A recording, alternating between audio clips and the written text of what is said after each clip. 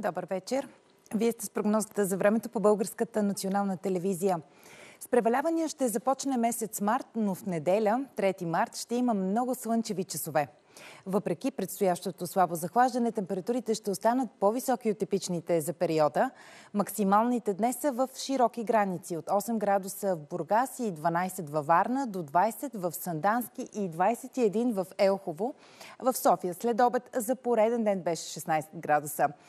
И утре максималните температури отново ще бъдат в голям интервал между 9 и 20 градуса. Ще духа слаб до умерен и югоизточен. В Дунавската равнина североизточен вятър. Ще има разкъсана облачност, която в края на деня ще започне да се увеличава.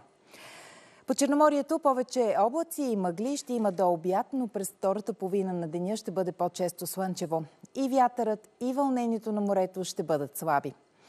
И в планините след облачното начало на деня в следобедните часове ще бъде слънчево, ще духа умерен южен вятър с тенденция да се усилва. Поглед и към времето в Европа, под влияние на атлантически циклон на Британските острови и по Атлантическото крайбрежие на континента ще бъде с валежи от дъжд, на места значителни. Проливни валежи се очакват и на Апенините, както и в западните райони от Балканите. Причината – средиземноморски циклон, който ще засегне и нашата страна. През нощта срещу петък на места в Западна България, а в петък и в Централна ще има валежи, по-значителни в югозападните райони. Валежи ще има и в събота, но в неделя и понеделник ще преобладава слънчево време. След временното понижение, максималните температури отново ще се повишат.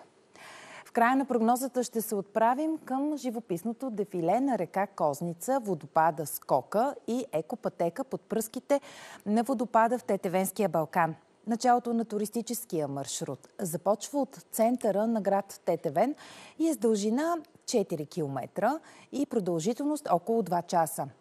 По-голямата част е асфалтов път, но финалните 600 метра са през дефилето на реката и прехода може да бъде извършен само пеша.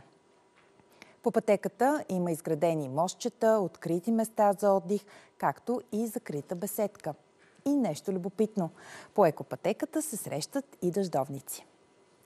Очакваме и вашите предложения, снимки и видеа на познатия ви адрес времето@bnt.bg, с които можете да се включите в съвместната кампания на Министерство на туризма и БНТ "Преоткрий България". Желая ви приятна вечер!